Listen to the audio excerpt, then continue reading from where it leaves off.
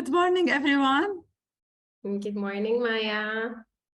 How are you, Hanan, today? I'm good. I'm excited to have so many people signed up today. Yes. Good morning. Good morning, everyone. Good morning. Hello, Sabrina. Hello, everyone. Please allow me first to welcome Hanan. We're going to be hosting her today session. I would like to invite everybody to please mute your mic because this is how we can make it the session more soft for everyone, and you can understand better your questions, your interaction over the chat box. I would like first to hear from you. Where are you from? Where are you joining us from? Which emirate? And if it sounds outside the UAE, again, if you please mute yourself. And okay, merci. Can you please make sure that your mic is muted? And a few housekeeping before we start the session. Today we have more than 425 registrants, and we're happy to have you all here, hopefully. The session is recorded. We'll be providing you the recording link as soon as we get it outside after the session. All the questions are really welcome, and Hanan is here to give us a lot of practical knowledge. She's a brand strategist and marketing strategist, and we're gonna have her to provide us a lot of links and useful tools. So we're here to hear from you. Please drop all your questions on the chat box. I'm gonna just bring it up to her. We're having people joining from Malaysia, Lebanon. Good morning. I think Malaysia now is like a bit late, or definitely different time zone. We have from Sharjah, Istanbul. So while waiting maybe for others to join Uzbekistan. So Dubai, really international community today. And I think October has been a crazy month for everyone and challenging. And we're happy to have so much really interest from you to attend the session. Okay, one more tip for everyone. This session is a platform for us to really get knowledge sharing and to exchange ideas and to exchange success tools and practical knowledge. So we would like to encourage you not to promote anything commercial matters on the platform and to make it more really restricted to come up with ideas and better practices. The session will be in English today. Yes, we had similar session in Arabic, and today we're happy to have Hanan as well to do it in English, and we're looking forward for the session. Hanan, if I please ask you to share the screen.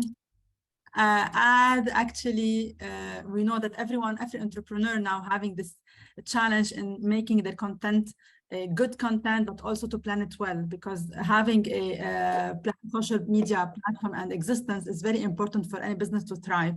Unfortunately, we start by making the strategy, very well strategy. We work it very well when it comes to the content planning and how we implement it on a daily basis. Here it comes the very challenge and hindering sometimes for entrepreneurs to continue and to really make it in a nice way. So hopefully today we'll learn a lot of tools with you, Hanan. I will ask you please later to present yourself to the audience, but today if you can just like go through, this is me and yourself. We go back. There we go. Go from the start. No, it's fine. We go back to the slide where the handles are. So we encourage you also as well to share any knowledge you find it interesting in this session, or you want to put your feedback on social media, to do it and use our social handles if possible, and if you'd like to do so. Another announcement, please, Hanan, with the following slide. So we have now a big community of women entrepreneurs joining our directory. We're touching around like 400 of entrepreneurs. You might have been applied for this directory, and for those who haven't applied yet, we encourage you to do so, because this is an initiative that UN Women and NEMA Women Advancement are doing in order to connect women entrepreneurs to private and public opportunities in the market. So if you have 51% shares in your company and you are really independent of any male-led business, we encourage you to apply and have later opportunity in the market. I'm gonna drop the link in the chat box as well. in a while.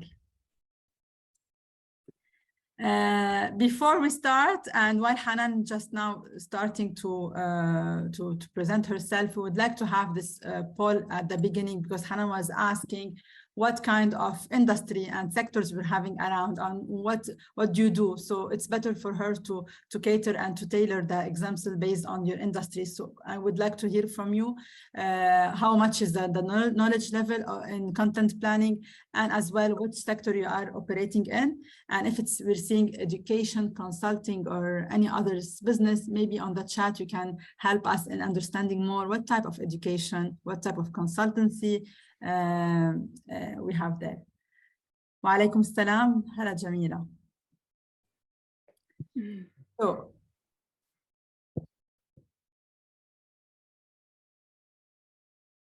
quite a wide range today of attendees, like different industries.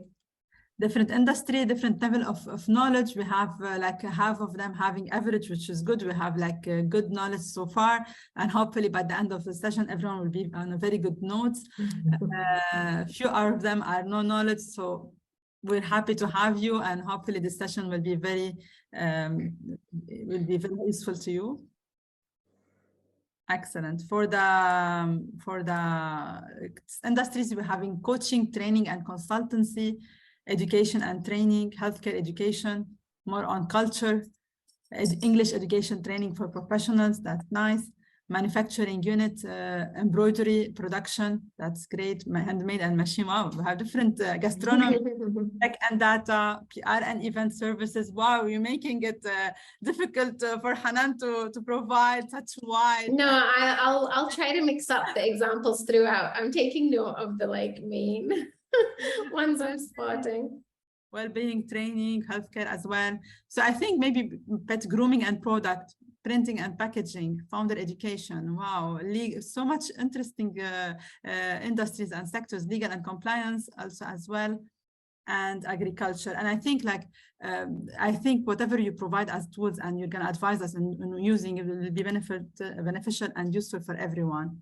Exactly, Maya. I was just about to say, I've actually worked with almost all these industries, and the fundamentals are the same. They're applicable to all industries, and there might be specific questions tailored to your specific product or service. And I'm happy to answer as many of those questions as possible today, at, being conscious of our time limit. But if, post the session, you have something very specific that you want to ask about your industry, about your product, I'm more than happy to answer anybody via email or other, communication channels. I'll have a slide with my contact details so you can contact me directly. Thank you, Hannah, so much for your support, and the floor is yours. Thank you, Maya. I'm so excited to be here today. Thank you so much, everyone, for joining. I'll start with introducing myself a little bit. My name is Hanan Al Haifi. I'm a digital marketing specialist. I focus on strategy and content framework and training. I've been working over 10 years in the industry, literally post-uni up to now. I've been doing digital marketing. I used to work in both agency sides and client side. I used to live in Scotland and in Germany, and then I moved to the region 3 years ago, and I've managed to move my independent work that I started in 2017. I started working independently to help clients one-on-one.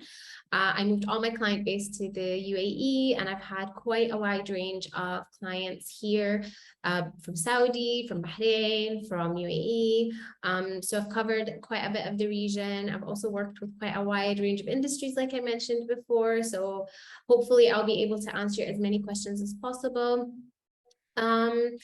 I think today what my focus is really is to go through the content planning, as the title said, but I wanted to really focus on this because, as Maya mentioned in the beginning, I usually do the strategy for clients. I have a passion for working with female-led entrepreneurs, so I think this is a very fitting audience.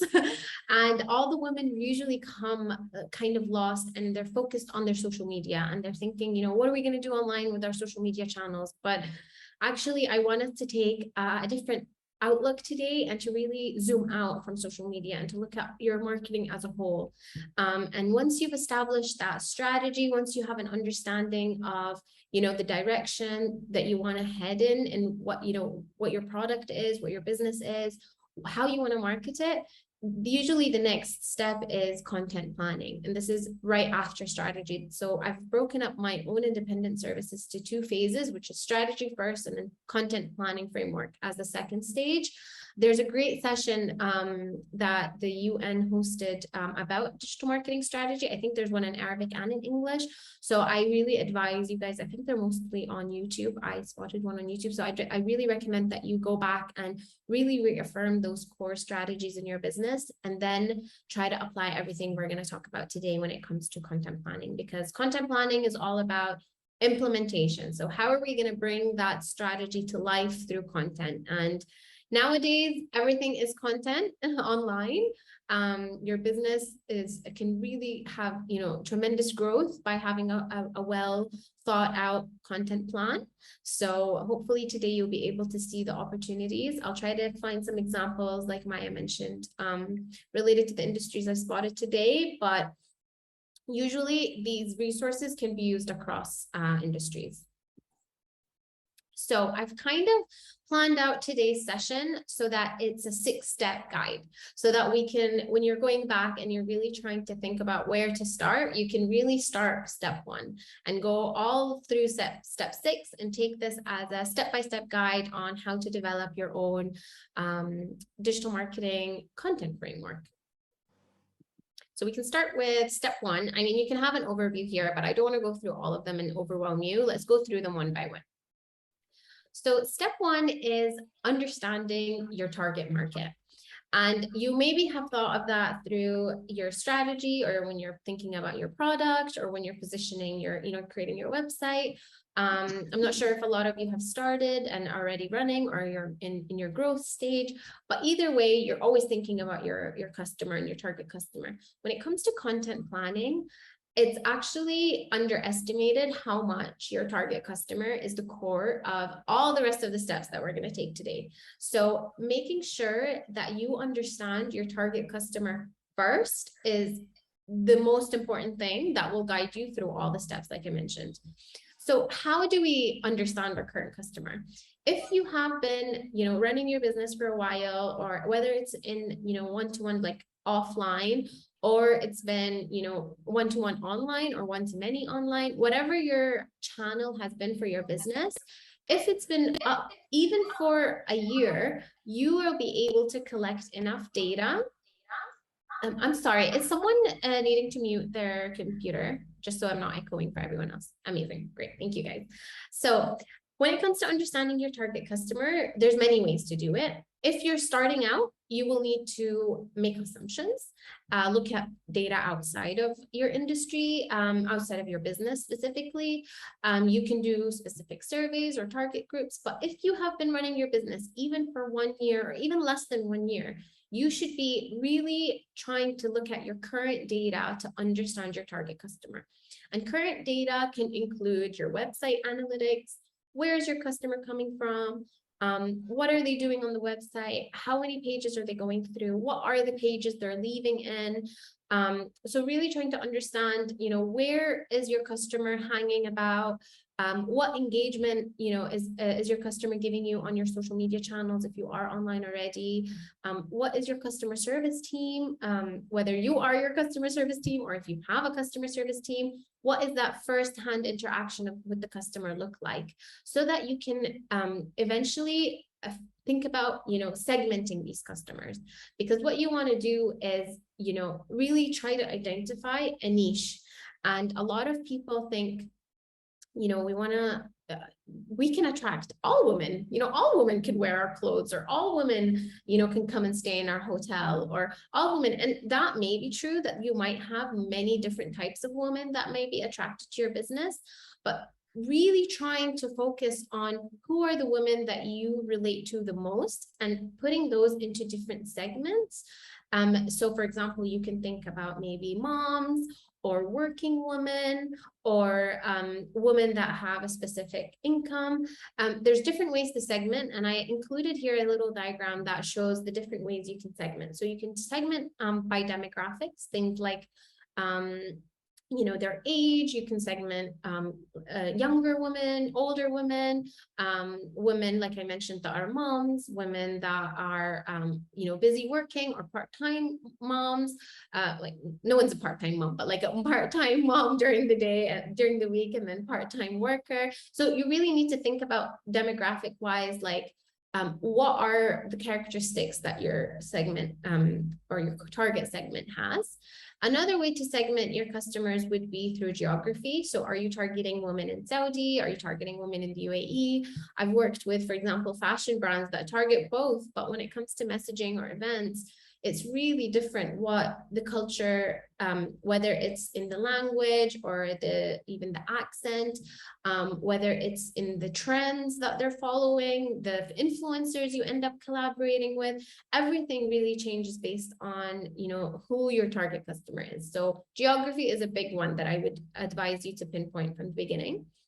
Then you can think about the psychographic segmentations, which is, what are they into? Who influences them? Things that really affect their psyche. Behavior segmentation is the last one. These are like the main segmentation types or categories that you can kind of filter in your target customer. When it comes to behavioral segmentations, things like what does their day look like? How often do they cook at home? How often do they eat out? Sometimes it's really hard to get it right, and you do need to make a lot of estimated assumptions based on your knowledge of your product, based on the competitors. But if you, like I mentioned, if you have any customer relationship now, trying to survey that customer, trying to understand their behavior, whether it's their behavior with your business or their behavior with other businesses, is a great way to start and make this a bit more calculated. So you're gathering all this data, and then you're thinking, what can I do now? I have all these personalities that I think I can target. I've linked a resource here. I don't know if you guys have heard the term of building a persona. A persona is ultimately a character that you build, and it's a fictional character or maybe a real customer that you already have. And you're kind of trying to base your target market, or you're imagining your target market by speaking to this one person. I would recommend that you limit the amount of personas you create to maximum 3. So you create 3 personas. This is a great tool that allows you, it's quite interactive. We can follow the link and take a look at it. It's quite a fun tool that you can just, click on and then really fill in all that data that we mentioned before. So you just go here and you go make my own persona. And then you can kind of build a personality, and it's a character. You can put a face to them, you can add their name, and you're going to really start to imagine this person that you're targeting. Huda, who's working part-time, but she also has 3 kids and she loves fashion, but she's looking for something quick. She doesn't have a lot of time because she's juggling all these different roles in her life.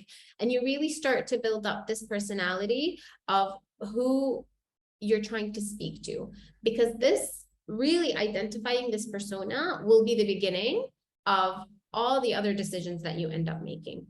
When it comes to building up personas, you might feel pressured to get the answer right. Like, oh, like, what does Huda actually like to eat? I don't know. Like, am I making this up? It's okay to make it up, because you have to trust your instinct. You're building this business because you saw that there's a need in the market. So you have an understanding of that need. Look at the data. And also remember that this persona shouldn't be carved on stone. So you can always evolve it as you learn more about your customer, as you interact more with your customer, you can go back and improve that persona. Actually, Huda doesn't work part-time. We thought she was working part-time, but she actually works full-time, and she actually comes home a lot later than we thought. So she has even less time to browse through all the different options. So maybe if we can give her a package that has all the right things tailored for her, or maybe if we can get on the phone with her, it will be a lot easier than her cruising online. Or maybe if we improve the the mobile web version of our product for her, she's more likely to scroll through it during the nighttime when her kids sleep, comparing to our desktop version, who maybe she doesn't have time for. So you can evolve it, is what I'm trying to say. Don't be afraid to make assumptions, and then don't be afraid to change those assumptions as you get to know your customer better.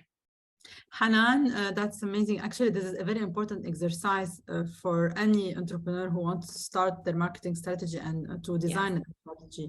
Now, if many of our participants are already in business, and do you recommend that they go back and do this exercise again to validate their strategy and their marketing implementation? Absolutely. A lot of people are really vague in the strategy because they're thinking about so many things. But when it comes to your content, you're really planning content that will speak to this person. So this is when you can beef it out a little bit more, really think about their interests. Usually in the strategy, we think, oh, we want to target young men in their 20s who are into sports, and it's just like it stops there. But really trying to understand your persona even more is going to help you with your content specifically. Obviously, it will help the rest of your business, and this information will bleed throughout all the other operations that you, whether what store location you choose, or whatever that you decide for your product lines that you want to launch. So it will help your business as a whole. But when it comes to content specifically, it's very critical to be able to make the rest of the decisions that we're going to go through by understanding and trying to understand as much as possible who this persona is and what do they like and where do they live and what does their family look like, and just really go deeper and deeper when it comes to content planning compared to when you do it in the strategy. Yeah, and Han, we have a question. It's an interesting one. How do you do this for a business to business, B2B service provider? It's absolutely the same. So instead of a person, you would just target a company. And usually when you're targeting a company, it's usually a specific person within that company that becomes your contact person. So one of the clients I work for are an education platform, and they're pitching their platform to B2B, but ultimately, they noticed that the decision maker in the business is the HR person for their education platform, because it's the HR person that's pitching this to management to make sure that the employees get this education. So they're building the exact same persona for the HR individuals. Obviously, the channels then will differ because this HR person will be looking for specific specs, will have a specific, channels that they'll be on. So what social networks they most likely won't connect with you on Instagram or TikTok to look for an education system. To see something credible, they'll be searching in a specific way. They'll be looking for specific language. So it's exactly the same thing, but you'll be maybe looking at the decision maker in the company rather than compared to B2C. So a part of understanding your target customer is understanding and building your brand guidelines. And I really always go back to your target customer. And I know this is maybe something that we don't hear, often. It's like, we need to build our brand guidelines based on our customer. Like, it should be based on our brand, who we are. But really, everything you are should be appealing and should be trying to attract and trying to communicate with your customer. So once you have an understanding of your customer, you can reaffirm these brand guidelines. And brand guidelines doesn't necessarily just mean, your logo or your colors. It's a part of it, but it doesn't stop there, which is usually what happens in the strategy. You come up with a logo, you come up with something and an aesthetic that feels right to the brand. But when it comes to the content, you have to think about the language you're going to use. Are you going to have all your content in Arabic? Are you going to have all your content in English? The tone, are you going to be an accent, casual kind of brand that communicates in a very relatable language and tone, or is it going to be more formal? What your personality is online. Is it going to be very informative and educational, or are you going to be funny and trying to be entertaining and trying to kind of reach the audience that way? Your written communication, and it's the same for your visual communication, is all based on who you're trying to attract. There's no point of trying to attract the HR business decision maker to buy a very expensive education program, if that's what you're selling B2B, and trying to do really entertaining videos online. Even if they get attracted to your videos, they're not going to take it seriously, and they're not going to really see it as a potential program that they need to pitch to their managers. So it's really thinking about your customers when you're building these guidelines. I don't know how many of you already have thought these things through when it comes to you know, your written or your visual or your brand guidelines in general. Does anybody have a brand guideline already created? It would be really interesting to see if any of you guys have. Please share with us on the chat box. Yeah, just like a thumbs up, even. A high five, that's fine too. Hands up.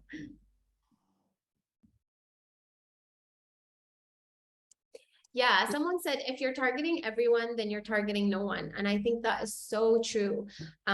It's so important to not target everyone. Even if you think, you know, but everyone drinks my coffee, like everyone is gonna love my coffee, or everyone can, you know, can attend my course, or it could be, you know, beneficial for everybody to you know, all women can wear my earrings. It's every woman has ears with you know, a space for the earrings, but actually it's not about that. It's about, you know, not just having piercings for the earrings. It's about the personality. It's about the content that you let out to really connect with the target audience on an emotional level, because that's when you really get someone for a longer lifespan. They become super loyal to you. They really relate to your brand. They love what you stand for. And sometimes it's subconsciously. So we might think, you know, it's always a price comparison, and it could be a lot of the times, but there's also a lot of times that we end up purchasing from specific brands because we subconsciously prefer that brand, because we subconsciously have seen so much content that related to us.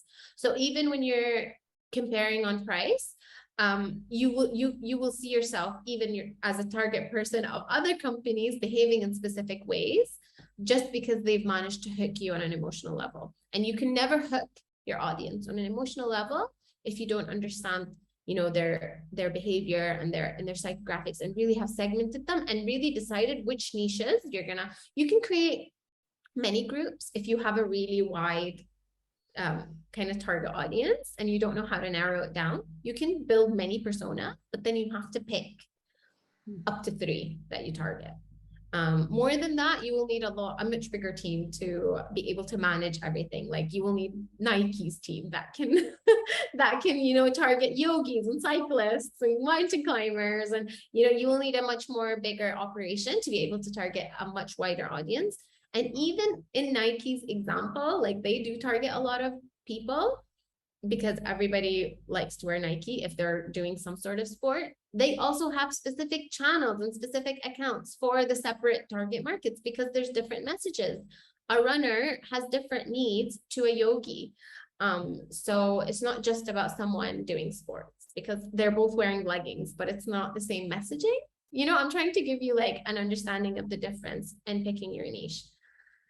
Amazing. Actually, we're having a lot of participants who have already built their own brand guidelines, and some other who are building now the guidelines. So yes, that's amazing. Perfect. So once you have an understanding of your target audience, and usually, like Maya said, that's usually an exercise that's done during the strategy, but if it hasn't been done thoroughly, I recommend you do it thoroughly in this process. Then you need to really think about your goals. Okay, what are we trying to do with the content we're trying to communicate with? Whether that's content on social media, whether it's the content on our website, whether it's our email newsletter. And I really, like I said, zoom out from social media, zoom out from Instagram and Facebook. Really think about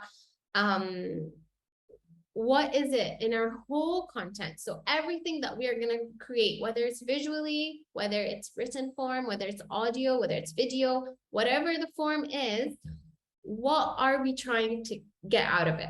A lot of people are probably thinking sales. Obviously, we want to get sales, but there are many stages that you need to go through before you end up in sales. And sometimes you have the sales, but you actually want to get the customer loyalty because it's a lot easier to convert a current customer than it is a new customer. How about maybe if you have a lot of audience that is already purchasing from you, but you have something new that you want to upsell to them? That could be a goal. Maybe there's a lot of people that know about your brand and they're coming here to your website, but none of them are actually buying. And that's when sales and conversion can be a big part of your, goal setting exercise. And maybe no one is coming to your website. Maybe you go on your website every day and there's like a couple of people visiting, and this is when traffic is a big, and I've put some goals like to help prompt you when you're building this and you're doing this exercise. But really, you really have to dig deep into where you are in your business. Are you starting up? Have you been operating for a while? Are you targeting a whole new market? So are you thinking, okay, we are doing well in the UAE, but actually everyone's talking about Saudi and the Saudi market. So actually we need to target people there. So that's starting up from new there. So how do we make our brand recognizable? How do we raise awareness in that market? So really come back to your business goals and your strategy goals that you set and think about, okay, what is the content that we need to do to achieve these goals? And something that we talk about in strategies goal setting a lot, and I think it's very applicable here as well, is smart marketing goal setting. And SMART goals means that they have to be specific, they have to be measurable, they have to be attainable, they have to be very specific kind of like goals that are actually achievable. I don't want to go into SMART goal setting too much today because it's a whole kind of can of worms that we can go through. But what I did is I linked a resource that can help you set SMART goals. It's really, really amazing, this resource. It might feel overwhelming because it's on Excel, but if you just go through it, there's a lot of examples there between a goal, like we want to increase brand awareness, and then how to make it smart. And it goes through all the different examples of how to make it a smarter goal. So, and make sure that the goal is timely. So it's like on a specific time. So it's not just, we want to build brand awareness, full stop. It needs to be like, we want to build brand awareness, using our Instagram page, targeting Saudi followers in the next 6 months, like something very specific like that. So I really recommend that you use this resource and try to make your goals a little bit smarter. Thank you so much. That's amazing. I want just to remind everyone that the session is recorded because I have many questions asking, and we're going to provide you the link of the recording after the session, as well as the link to the tools that Hanan is sharing on the presentation. I'm putting them on the chat box, and we'll be providing them to you in the email after the session. Yes, amazing. And I got a really interesting question here, and it said, how do we decide the split of posts when it comes to the goals we have? How often do we focus which goal based on which stage of the business? This is a very good question, and it is a little bit more complicated to explain. I would have liked to have a visual for you so that I can explain it to you. It's not about splitting your posts. It's about thinking the channel. What are we trying to do through this channel? So when you're talking about posts, I'm assuming like Instagram posts, and a lot of people think, okay, so I have like 3 posts a week. Which one of those need to be brand awareness? Which one of those need to be conversion goals? Really, it's not about splitting your posts or splitting how much you talk about each thing each month. You have to think about it in a funnel perspective, which is why I'm trying to think. I wish I had a visualization for you. Maybe I can send you this funnel, Nazli, later if you leave your email. But this funnel explains that you need to take people through a journey. So first you need to attract people, and which is like your brand awareness. And if your business is there because you're still building brand awareness, then you need to just have posts and content on Instagram specifically that helps you. Yes, it's awareness, connection. It doesn't even need to be that detailed. It can just be awareness, consideration, and conversion, which is like you were trying to attract people through content that doesn't sound salesy. Then you're trying to hook them in to your email newsletter, for example, or your little community or your Instagram page, and getting them to follow you, and then getting them to convert through content that is actually converting through your stories, through things like including a little link that actually helps them converting them through your website mainly, really, because that's where they're going to convert. They're not going to convert on your stories, because even if your stories are great or on your posts are great, if they end up going to where they need to purchase, which is your website, and your website has content that doesn't cater or answer their questions, or make it a seamless experience, then they're not going to convert. So there's no point on focusing on conversion so much on posts. It's more about connecting, storytelling, really trying to reach the audience that you have attracted and giving them value, continuing to give them value, and trying to reach a new audience. And then when it comes to conversion, really think about, okay, leading them to the conversion site, but when you are about to convert, what are they faced with? Where is that conversion area?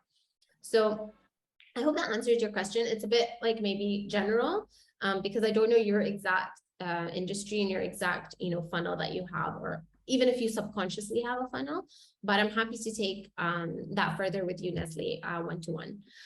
So we have a little engagement post to break it up. It would be really good for you guys to think about like 3 goals and to leave the session with 3 goals that your business wants to achieve in the next 3 months, and to translate that to actual content. So how are we going to think about these goals, and what are we going to do about them content wise? And hopefully you'll have these 3 goals, and then throughout this session, you'll be able to go back to these goals that you've set yourself. So just think about 3 goals that your business wants to achieve in the next 3 months. And it doesn't have to be just sales. I know everyone thinks, sales, that's my only goal. I want to sell, but actually you have to think about it deeper. In order to sell, what do you need to do? In order to sell, who do you need to be in front of? In order to sell, what do we need to make to allow for our products or services to be more accessible? Who do we need to reach? Where do we want to sell?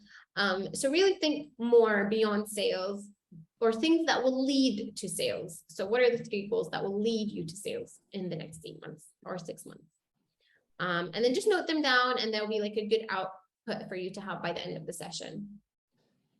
Or maybe now let's hear from share. Actually, it's a good idea to share them, and then other people might get inspired by some of your goals.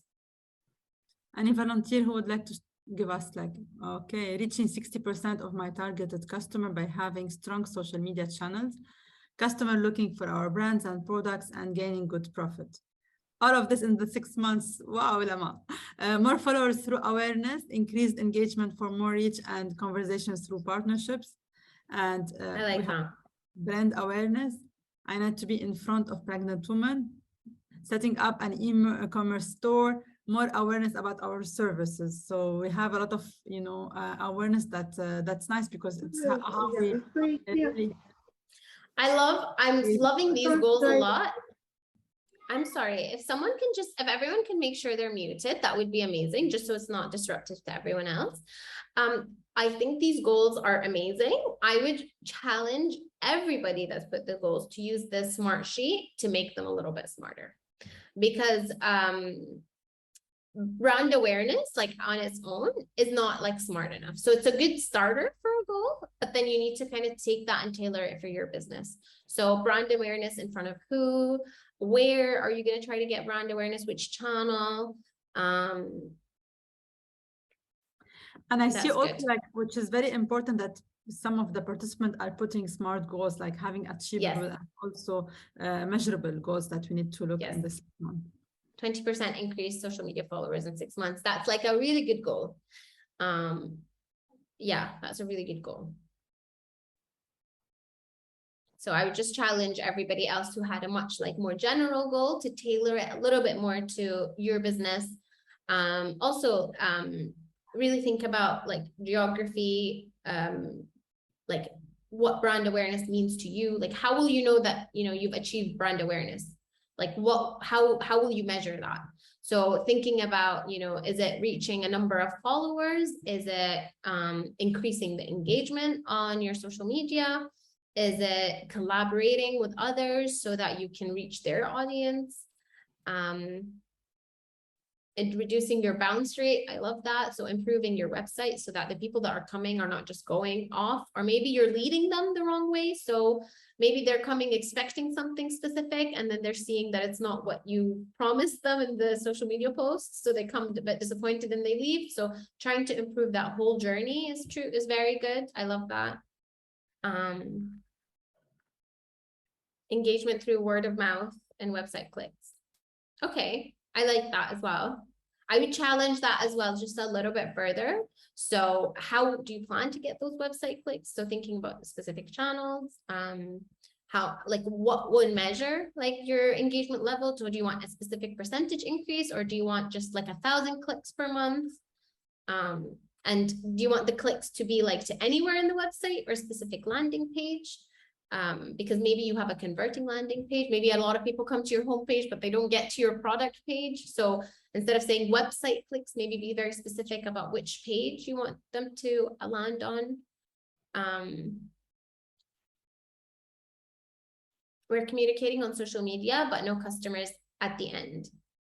Are you leading these customers to anywhere? So are you leading them to like a newsletter, an email list so that you can communicate with them on newsletter? Are you leading them? Is there a link to your website that's beyond your bio? So are you constantly reminding them to click through? Stories is great. And I'm just talking about Instagram. I'm just assuming, but even on Facebook, you have the option to put hyperlinks. So making sure that you're constantly talking about your product and services from different angles and trying to add as much value to people and linking them when it's appropriate. So are you driving that traffic through? And maybe Hanan, since she's not having likes and comments, it's a good exercise to start thinking whether she has the good persona and whether she's targeting well her customers, or maybe the people that she is reaching out. Yeah, because maybe your product is good and you have an idea of who, you know, you will use your product, but maybe the tone and the language is not reaching because you've not delved deep enough to understand your customer. So someone mentioned something about pregnant women. So for example, like not all pregnant women are going through the same experience. Some pregnant women are loving life and they're exercising and they're running and they're doing yoga and they're, you know, just trying to find the right yoga pant. And then there is the other pregnant women that are, you know, on bed rest and they're struggling and they're going through depression and they're going through a lot of mental challenges. So really delving deeper to your customer to understand what is this pregnant woman? What is her need? What is she doing in her lifestyle now that my product or service is going to fulfill for her or help her in solving a problem for her? Because it always comes down to the problem eventually that you want to solve for your customer. But unless you understand their lifestyle and their needs, you're never going to be able to dig down enough to understand their problem. Okay, we need to keep moving with the presentation. Just because I'm like trying not to run overtime today for you guys and keep you too long. So you have done the first step of the customer, like understanding your customer. Then you've done the second step of like really delving deep and thinking about your goals and what you want to achieve. And a big part of actually doing that goal setting. I'm so sorry, guys. Can you make sure you're muted so I'm not echoing? So a big part of the goal setting exercise is you evaluating where you are now. Like a lot of people said, this is where we are now. This is what we're getting. This is what we're, you know, this is the amount of clicks we're having, and then really evaluating where you want to go. So you've done that step. Next is based on those things, you can now define your content pillars, your channels, and your content types. And we're going to go through those in more detail just now. So your content pillars, which is something that I don't know, are you guys aware of content pillars? Have you used content pillars before? Is actually really important when it comes to your content. It will save you a lot of time.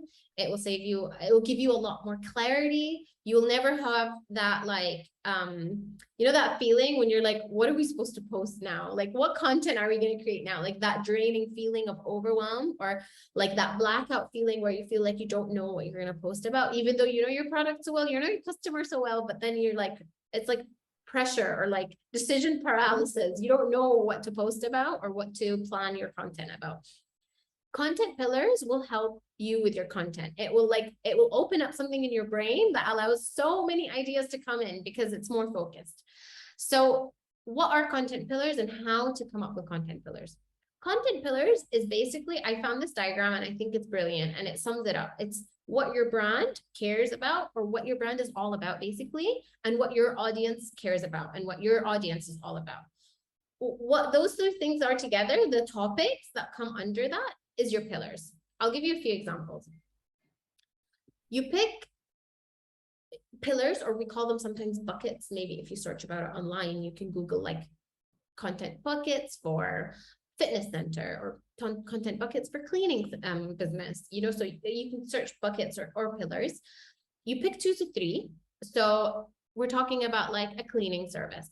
I have a few examples actually, but let me just explain it first and then I'll give you the examples. So what you do is you pick 2 to 3 topics that your brand can cover in depth. So things that you think you can speak about comfortably and that you know your customer cares about. So things, I'm just trying to think for a cleaning business specifically, just to make it relatable at this point. You can think about products, cleaning products. You can think about another pillar could be, you know, air pollution that happens from the products, could be a whole pillar itself, or health related to cleaning products. And then another pillar could also be related to cleaning business, scents, like sense, whether it's related to good sense or bad sense. So these could be like the 3 topics that you focus on. Then, of course, I have not analyzed who your target audience is, but we're just being very general here in our example giving.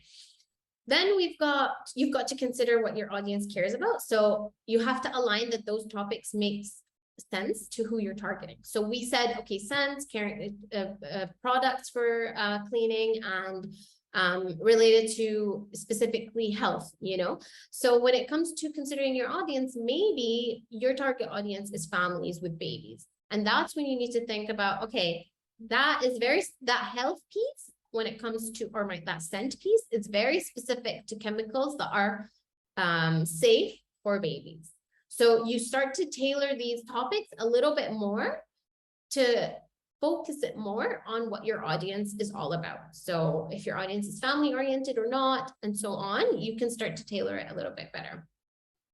Then you make sure that that's aligned with your products and services. So what are you trying to offer? Do you even provide like cleaning services, or is this like just topics that your brand actually is passionate about? So really aligning that with your products and services, and then making sure to have a subtopic under each one. So when it comes to scents, how do I know what my audience cares about? I'll answer that in a minute. So when it comes to this example specifically, creating subtopics would be something along the lines of making sure that you have hygienic like surfaces without residue, making sure that you're covering things like we mentioned that are specific to your audience, like safe cleaning products for babies.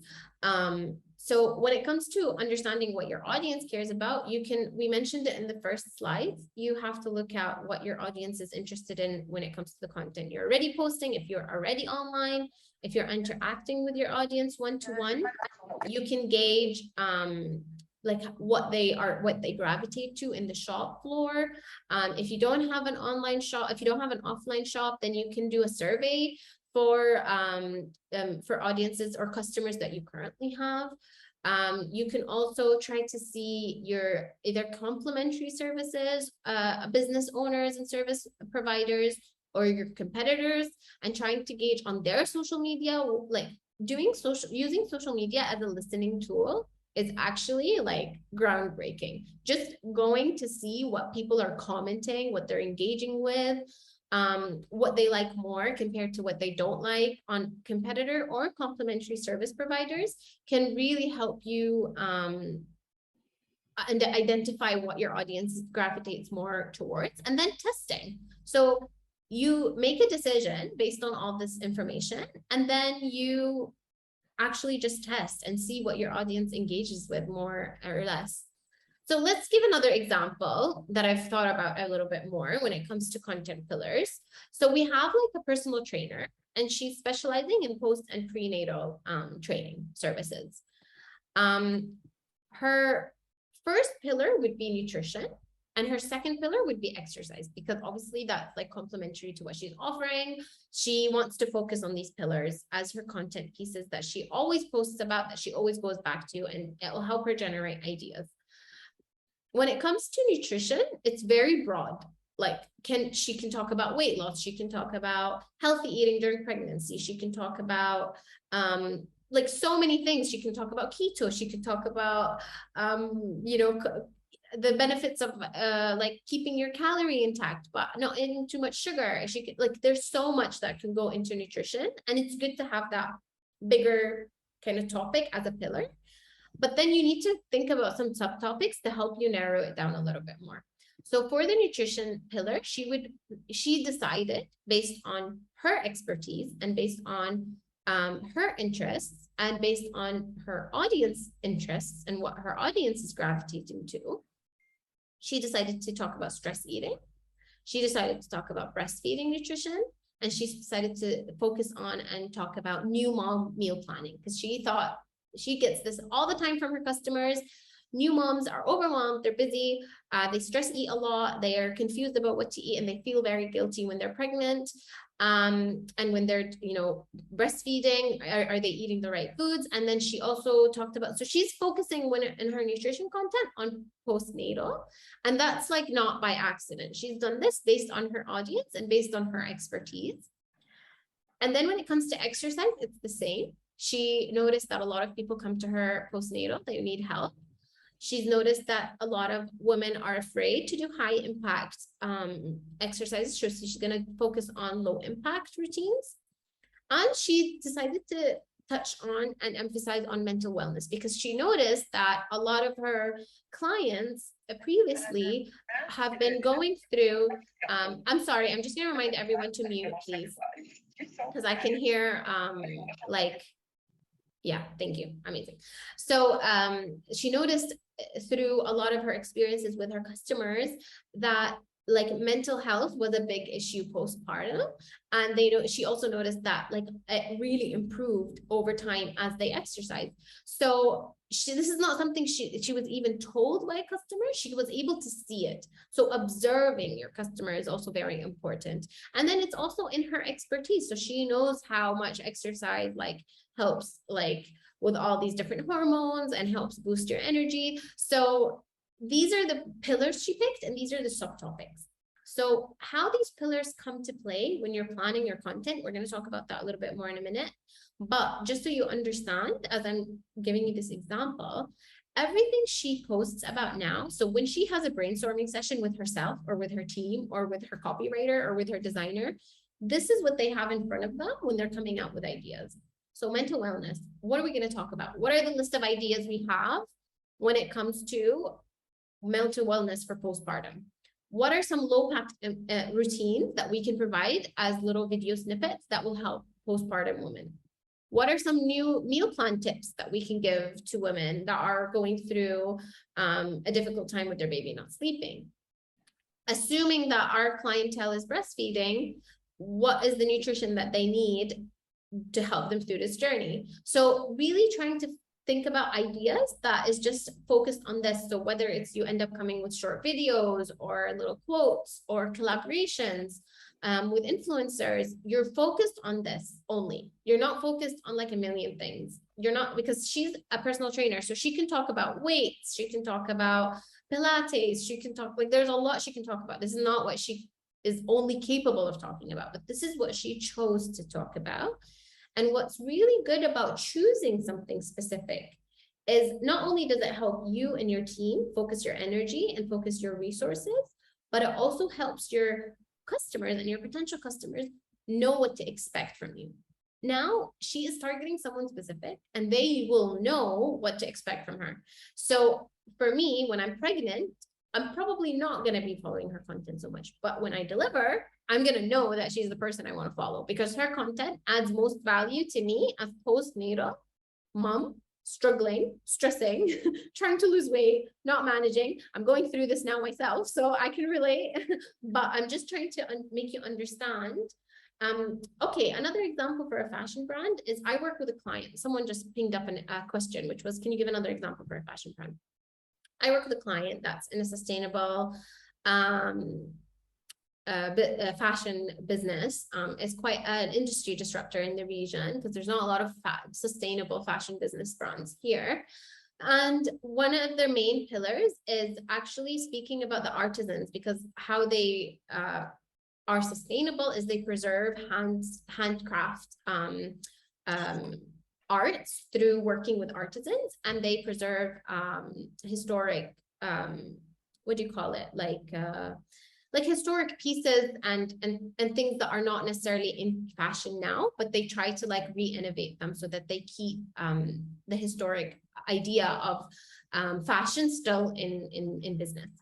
So what they have is they have the artisans as one pillar. So they constantly put on content that is speaking about the crafts of the artisans, who they work with, the stories, the different artistry that goes, the training. So they focus on the artisans as one pillar, because that's a big reason they've noticed that a lot of their customers buy from them, because they work with artisans. So this is something that makes them unique. They are an expert in this manner, but it also something that makes their customer like have a connection with the brand and wants to buy from the brand, because it offers them more than just a normal garment. They buy it and they know that this has been handcrafted by like a local artisan that, you know, they're helping, but they're also evolving, they're supporting her family. So it's got a lot more meaning to the brand that way. And this helps the brand focus so much of their content when it comes to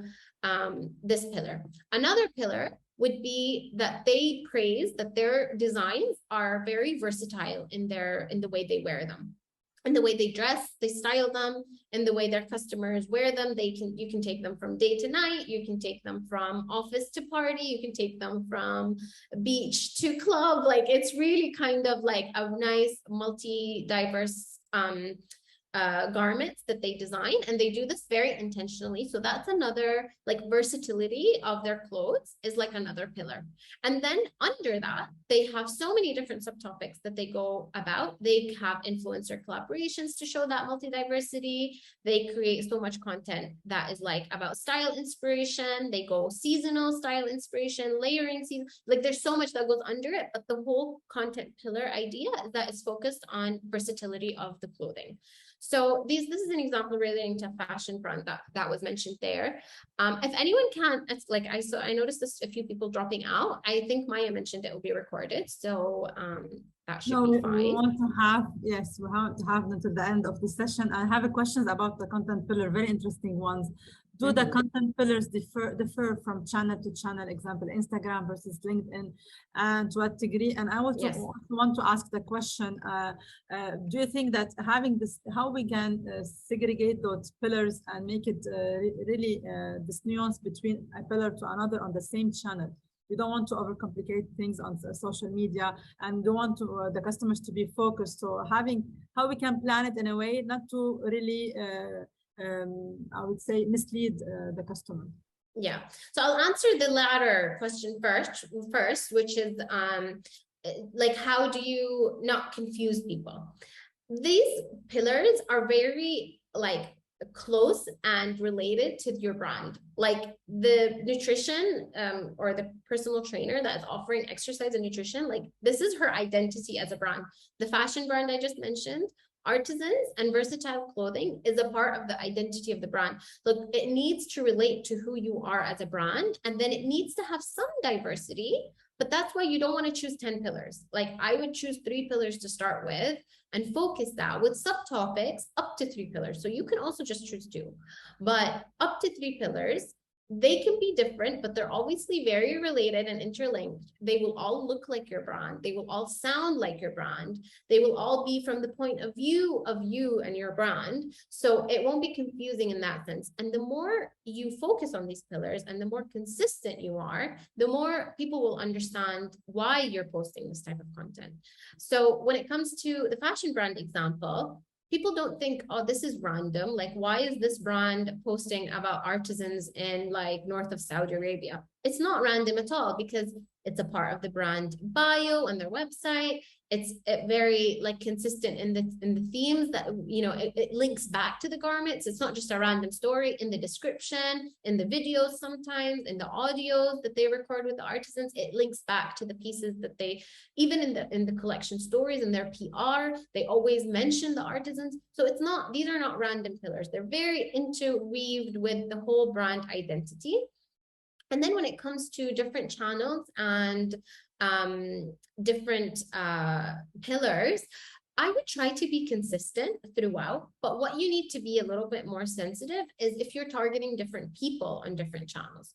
So we mentioned to choose a content pillar, you need to think about your audience as well as your brand. So if you're targeting a different audience on a different channel, then you need to kind of tweak those pillars to suit you. So for example, if you have an account on Snapchat and the audience is only Saudi, because that's where most Saudis are on Snapchat, for example, then you're expanding to Saudi, you have a Snapchat account to document your process or behind the scenes or your brand personality, whatever you decide to do on Snapchat. Your audience might differ from your audience in Instagram because maybe your audience on Instagram is more international. So trying to keep that identity consistent, but being very aware that the audience might differ. And if the audience is completely different and you're not trying to target the same audience, then you should tweak the pillars on that basis. I hope that made sense.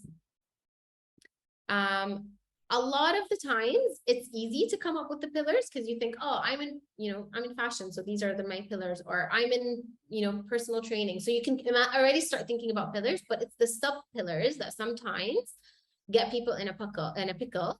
And I found some really good resources for you guys to be able to take away.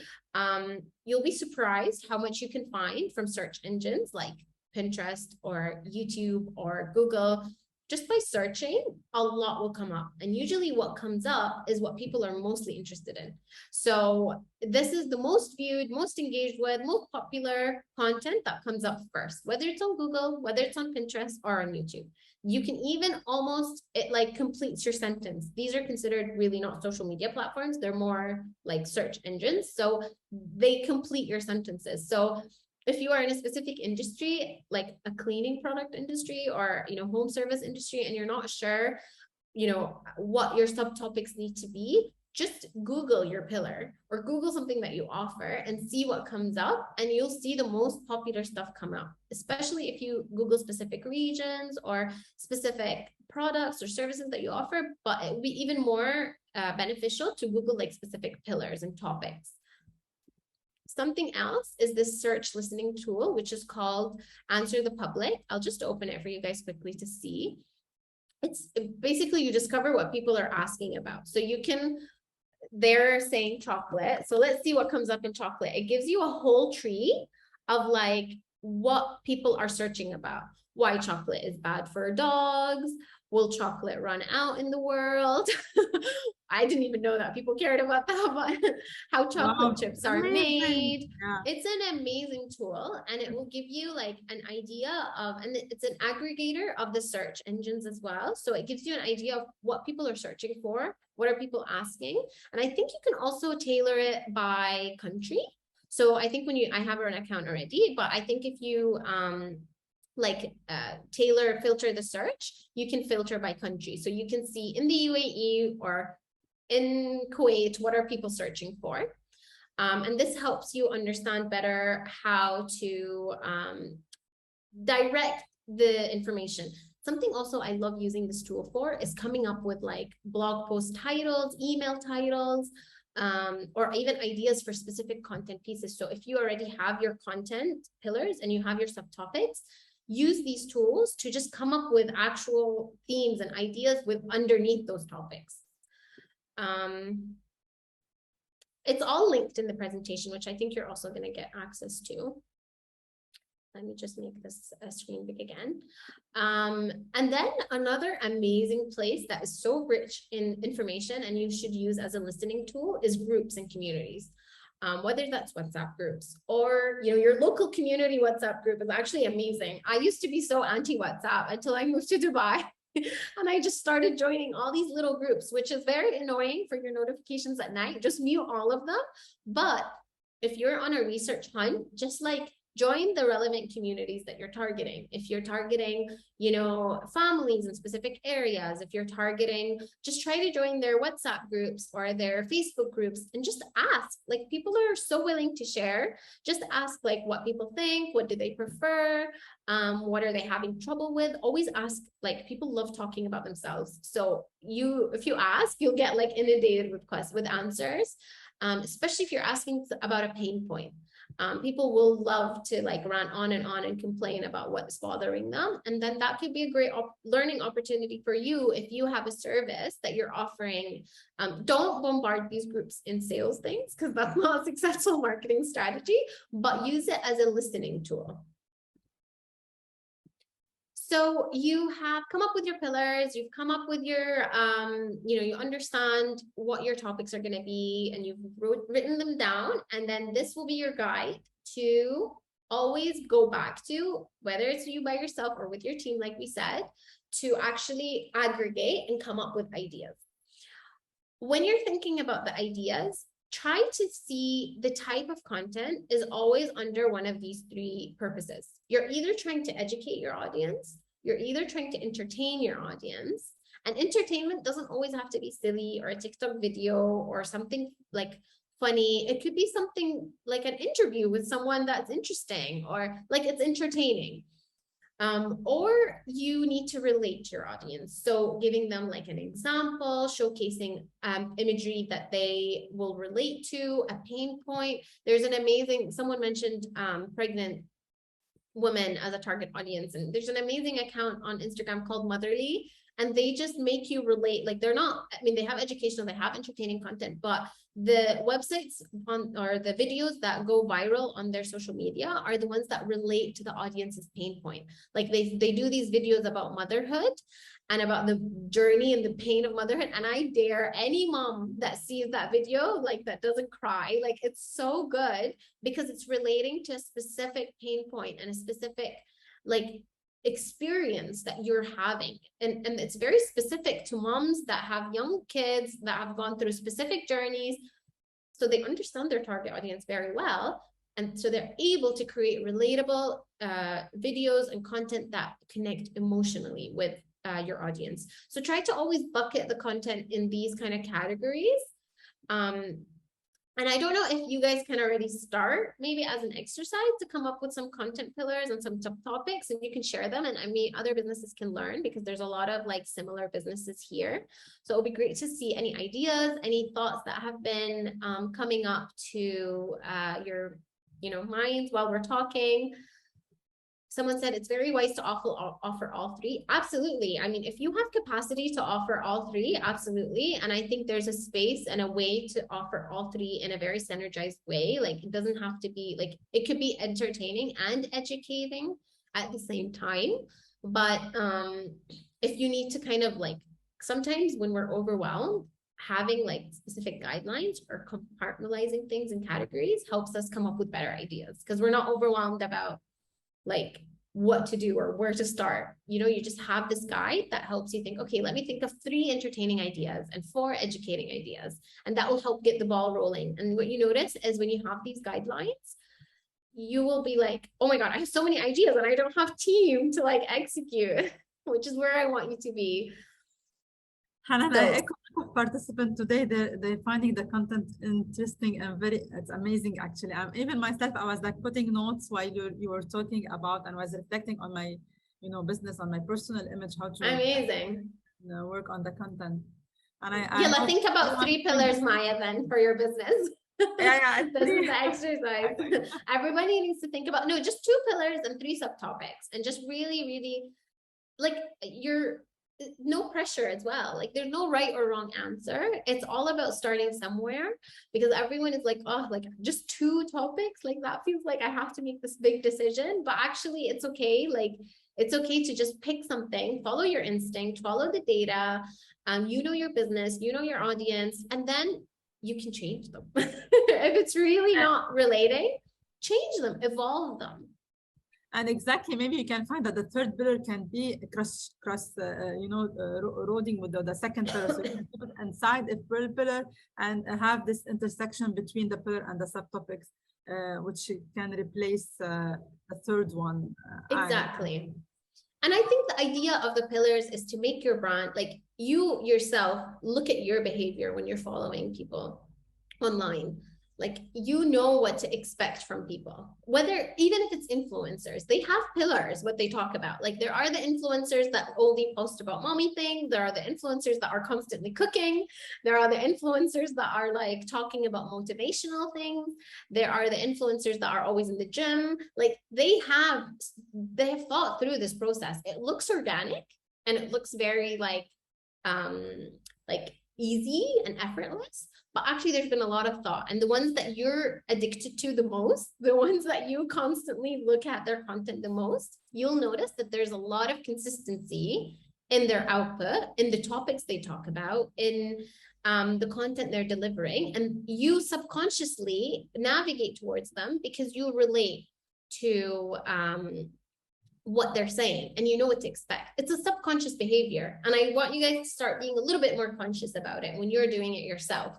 So even, like I said, the influencers, but also the businesses, like if there's really good content in the businesses, it's because they hooked you emotionally and they're consistent with what they're hooking you with. We have a lot of comments on they started already putting their pillars, and that's amazing content. It's great. Of the pillar and the subtopics. Yes. We have one on inclusion. Pillar 1 subtopics would be fact, poll, news. Pillar 2, program subtopics, programs, and the third one are programs, shout out, and announcement. Thank you, Shahade. That's really focused. And we have others from hair product. So she's having from the pillar hair product, durability, variety of styles, and variety of colors. Yeah, and it's to highlight your brand, it's to highlight your knowledge, but it's also to constantly think about, like, will your audience relate to this? Is this what your audience, is this why they buy their product? Is this why they're interested in what you have to offer? Yeah, we have a question actually, and this is a very nice question. In order not to overwhelm ourselves, do you think that we need to focus on one pillar at a time for a specific period to ensure maximum exposure to the content, and then we moved and added up another? If your resources are really limited and if you are feeling overwhelmed, definitely start with one pillar. But I would imagine that you would have more to say than just that one thing. So I would imagine, depending on the business that you have to offer, the service, is that you would probably have multiple dimensions to your service and multiple things that you would want to say. So it's not about like in a one at a time, or it's more about capacity. Sorry, how frequently should we post new content on one platform? How frequently should we post the new content on one platform? I guess you're really gonna come in the Calendarly later. You're gonna talk about it. Yeah, we're gonna talk about frequency and platforms and content. But just to answer it quick, it really depends on the platform. It depends on the algorithm of that platform. Depends on your capacity, your team capacity. Okay, I think these are great. Keep them coming, because I'm sure other people are being inspired by getting these ideas. So you're not just like, I think you're going to commit yourself by like writing them down in front of everyone, but also like it will help others get some ideas. So definitely keep them coming. Yes, and the other questions we can reply to them at the end of the session. Let's keep the presentation flow, and then we'll try to answer everyone's question by the end of the session. How can we get the courage to ask? I'll just answer this one. You can do it in a very organic way, and it depends on the channel. So if you're on Instagram, like take advantage of like the story, like fun, this or that, like polls. They have really interactive ways to ask questions. If you're on WhatsApp, just like be very yourself, be vulnerable. And I think people really connect with that. You can either be vulnerable about your business and just, just ask them a straight up question. Or if you feel like, you want to be a little bit more in disguise and you don't want to reveal that this is your business or a problem that you're facing, then you can also just make it a very generalized question. A friend once told me, you can start it with that if you're feeling like you don't want to be in front of it. But I think it's just connecting with people. And I think this is what we always forget sometimes with content and with social media and with being online in general. You will get a lot more engagement when people are connected to you.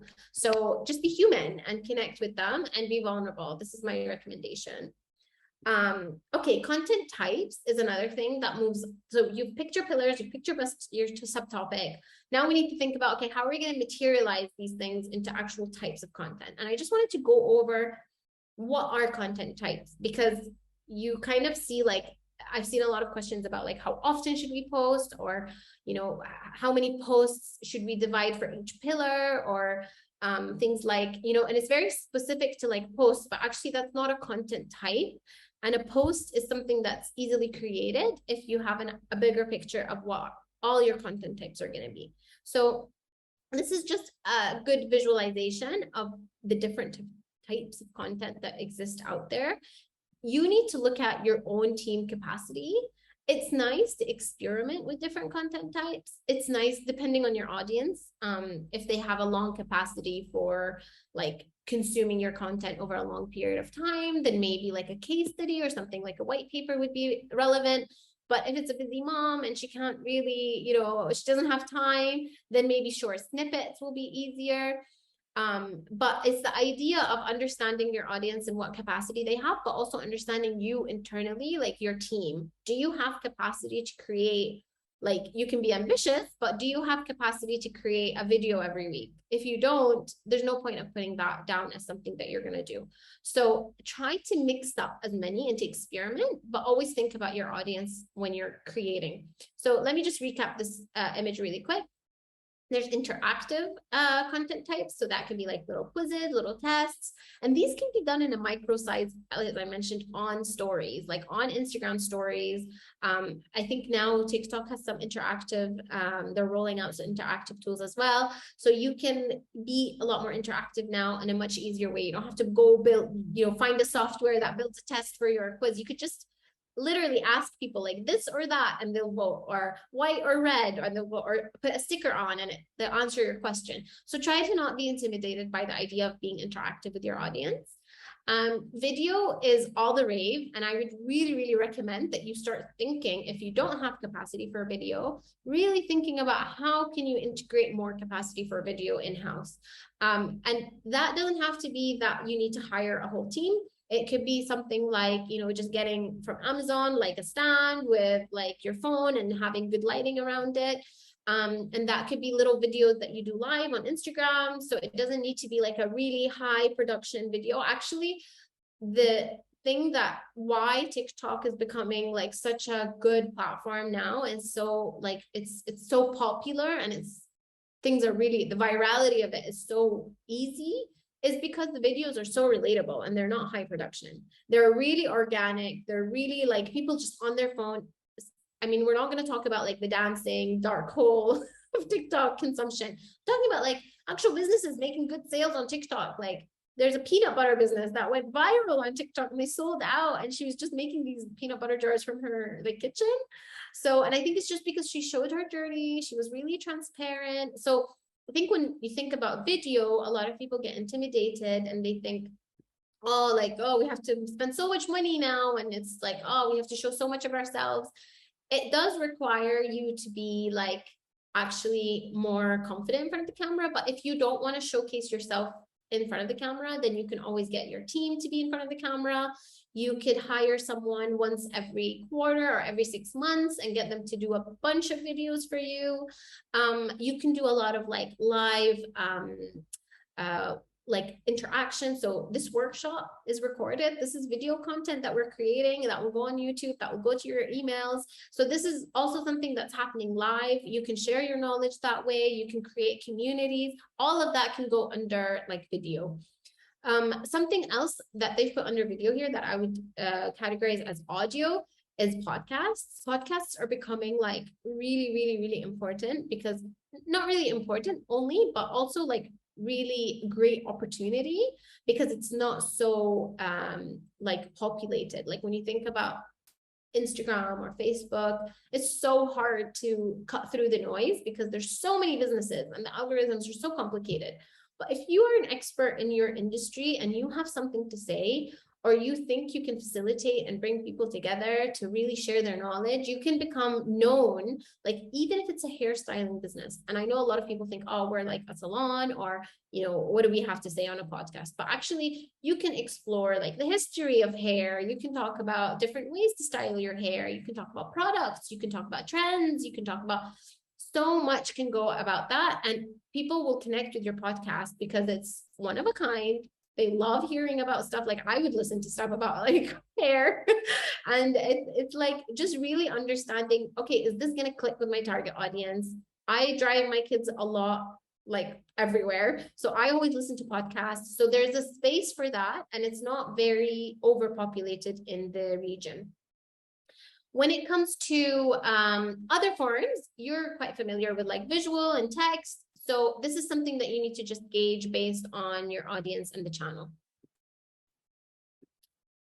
When it comes to channels, I know a lot of you probably expected to see like the typical like Facebook, Instagram, TikTok, Snapchat kind of channels, but I just wanted to break up and bring into your attention a different way to think about channels, which is owned media, paid media, and earned media.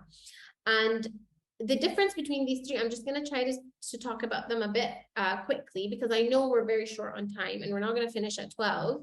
But we're probably going to send everybody the recording afterwards, because we still have a couple of steps to go through. Yeah, but I believe everyone is interested to stay, so please take your time. I'm just conscious. I wanted to bring it up.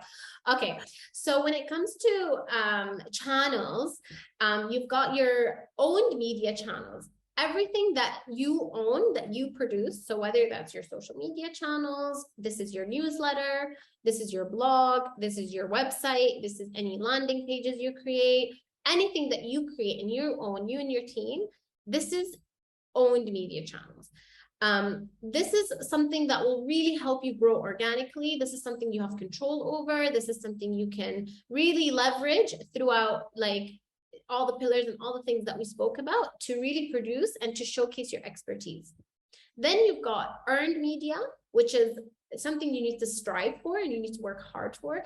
And it's usually something that includes other people posting about you. It includes people sharing your content. It includes some organic PR, like if you didn't go and pitch your PR, but you could also pitch PR and it's also considered earned media. So if other magazines write about you, if you write a guest post on another magazine, if someone writes an article about you, that's earned media. So you need to kind of put some effort to make sure that you create shareable content that earns that like attention from other external whether it's businesses or individuals or media companies.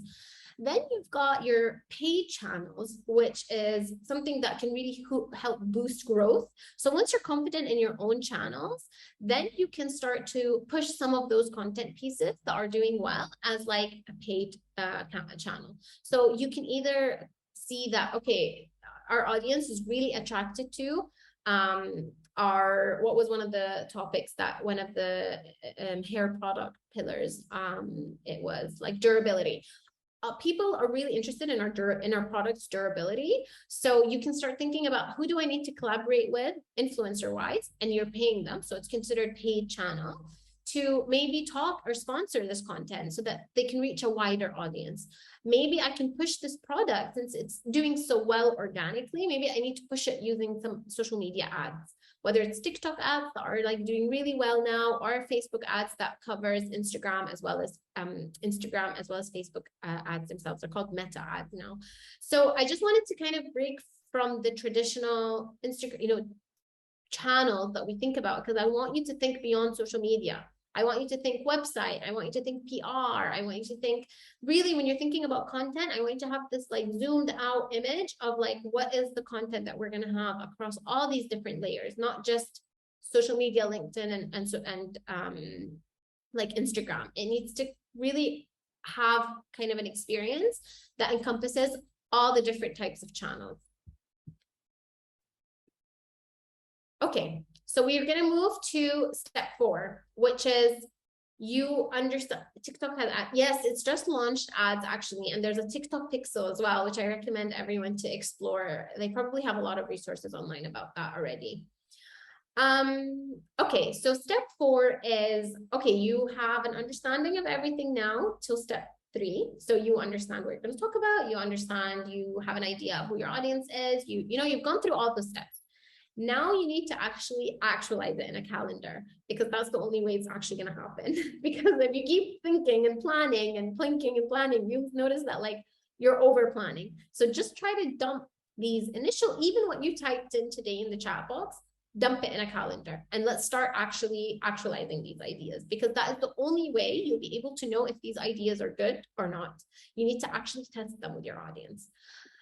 When it comes to a publishing calendar, there's many layers that come with it. It's usually called an editorial calendar if you're ever like looking for templates online, but I do link a template here. Start the calendar with external events. What is happening in the world that is relevant to my business?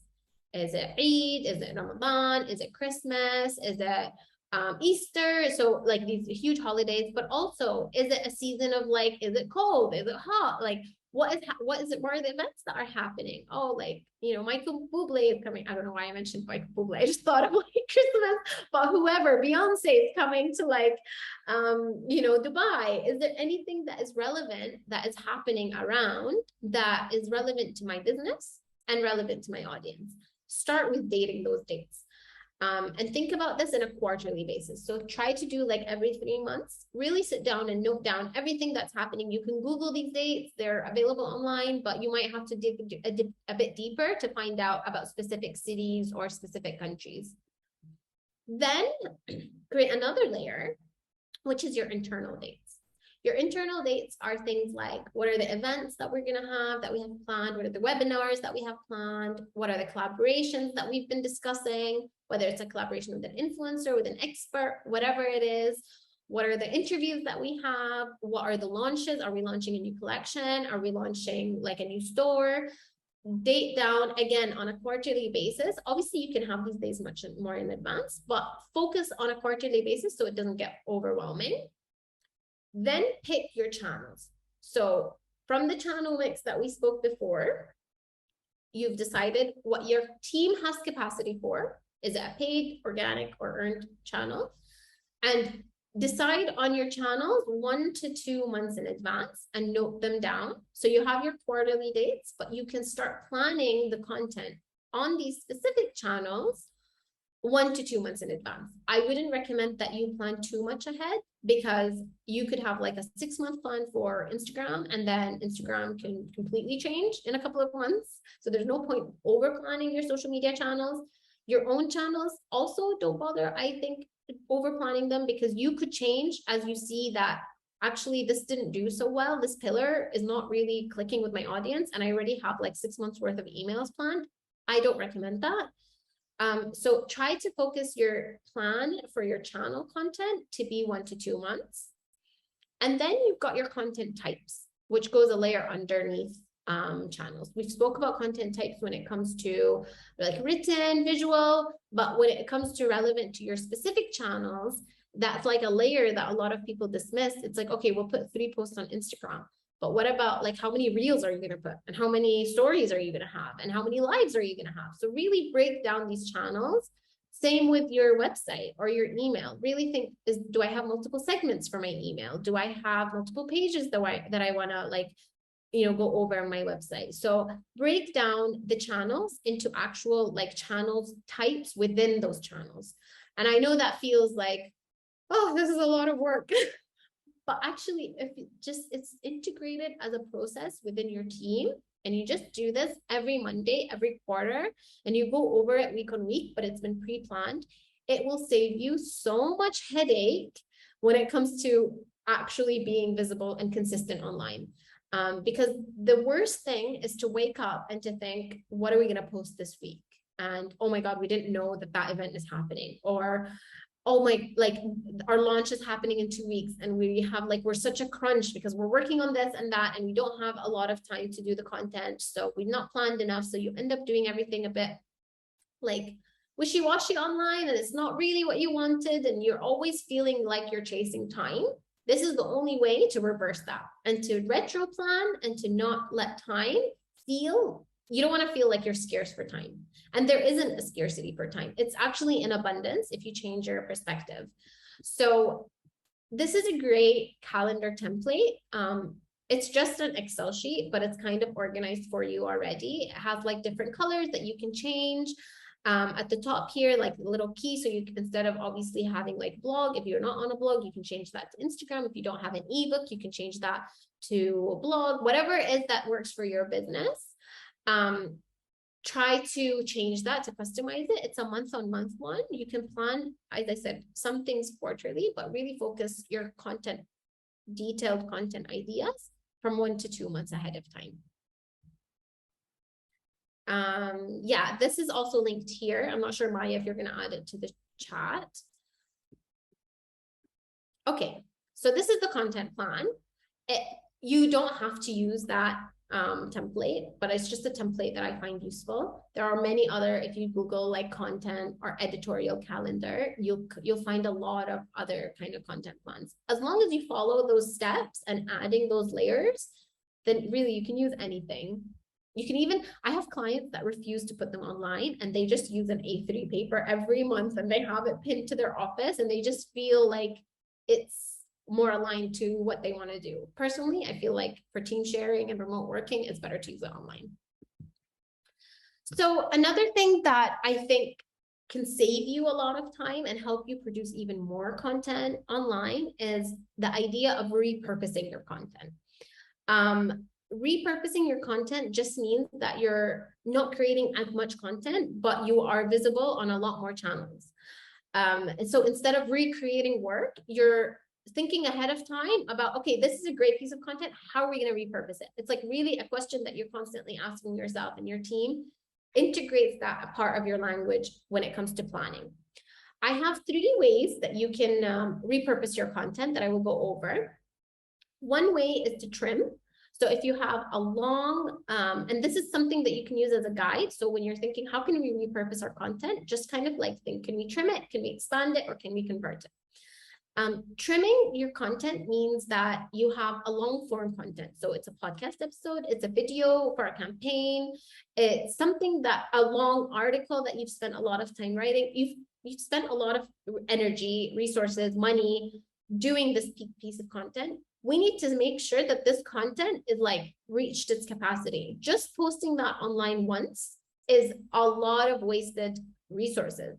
So what you need to do is extract quotes from that video, extract snippets from those podcasts, film the podcast so that you can put that podcast on YouTube. Make sure that you're really trimming as much of the big blog post. You can do probably 20 social media posts from that. If you've spent a lot of time researching and writing and articulating that article, you can trim it down to create so many different tweets. You could put it into LinkedIn articles. You can trim it down to really think about how I can make this big piece of content trim down into many different pieces of content. And you're kind of creating this spider web of content. Don't be afraid that you're going to sound repetitive. A lot of people think, oh my God, is it not going to be like the same thing? Because your audience are not all in the same channel. And if there is a few percentage of that audience that is across all your channels and they're following you everywhere, they're not going to be exposed on your content on all the channels. Like a small percentage of your followers actually see your content. You're also reaffirming your message. You're consistent across all platforms. So you're reaffirming your brand, your voice, your point of view. So absolutely never have feeling repetitive as like a fear, because the more you do this, the more your reach is online anyway.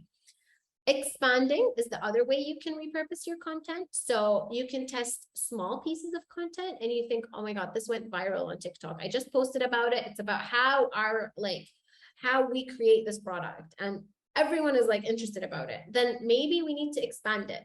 Let's dig deeper into why this quote specifically went viral. This hit an emotional nerve with my audience. Okay, I'm gonna expand it and do maybe a full article about it, or maybe do a whole podcast episode about it.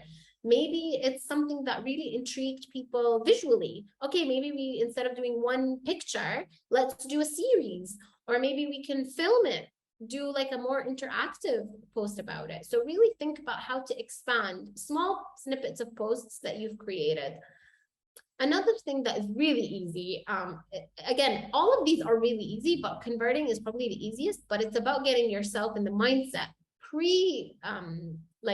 to really pre-implement these things and to rethink, to continuously think about this way and use this language with your team. So converting, you've created, this is a webinar that will be converted into a YouTube video. You have a podcast, you can convert that into a YouTube video. You have a video, you can convert that into a podcast.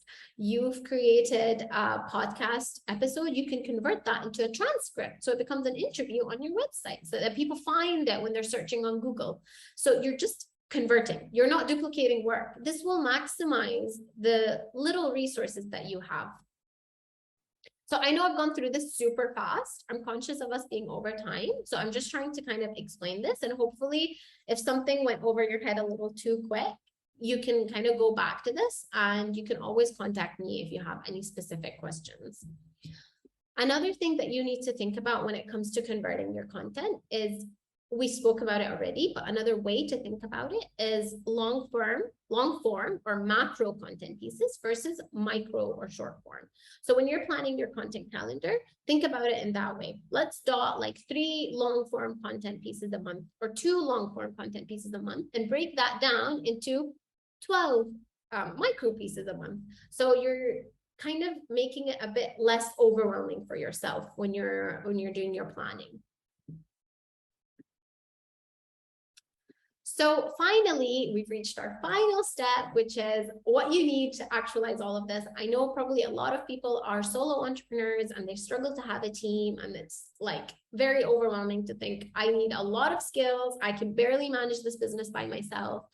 So I wanted to flip that, and rather than just talking about dream teams, I know I have it in the title, it's just to grab your attention, but rather than just thinking about teams to create all of this, the majority of amazing content online is actually not created by teams.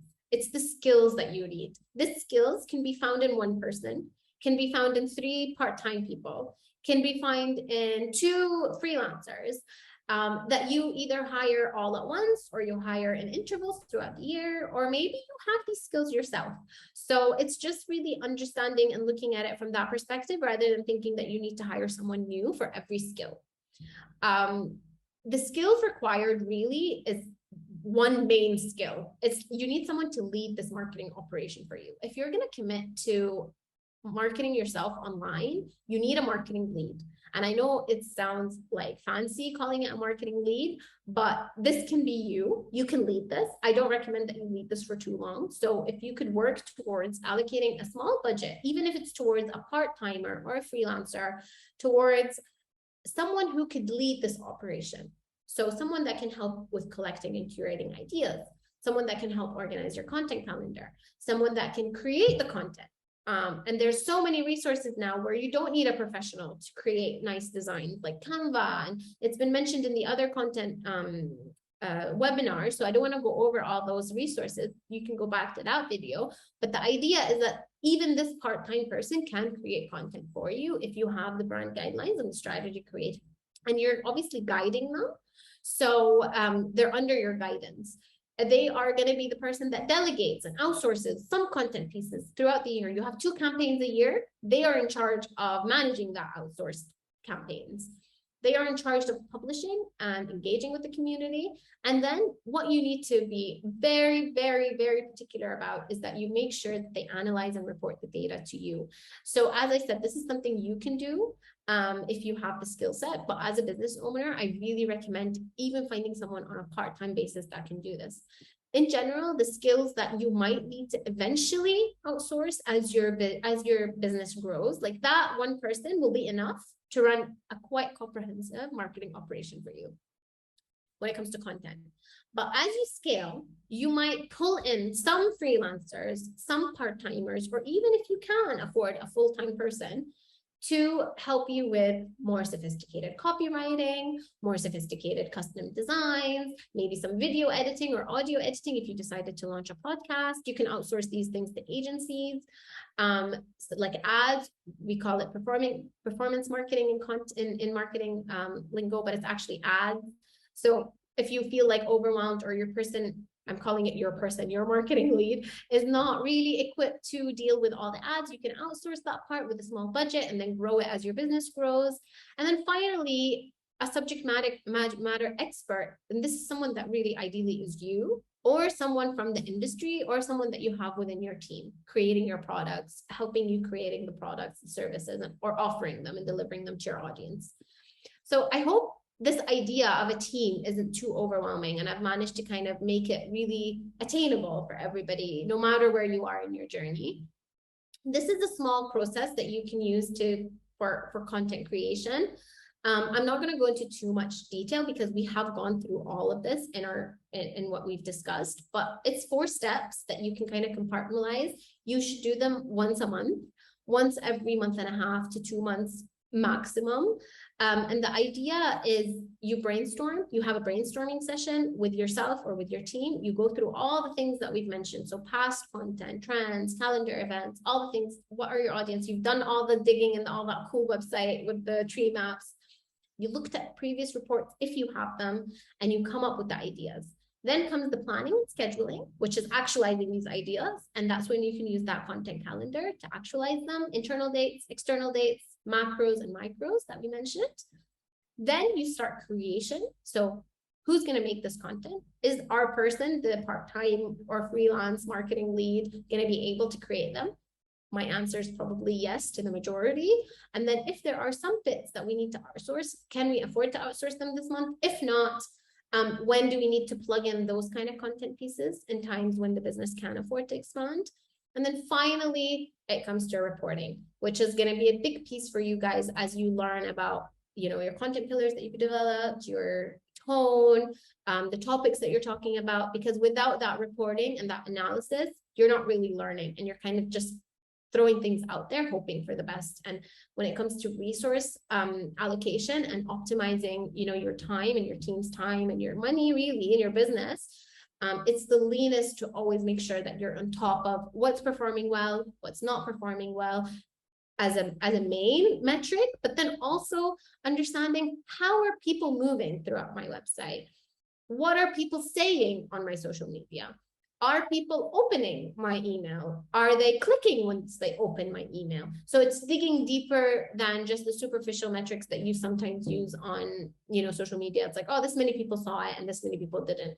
So really understanding that will help you, again, when you're doing your next brainstorming session. You have something to base your idea formation from.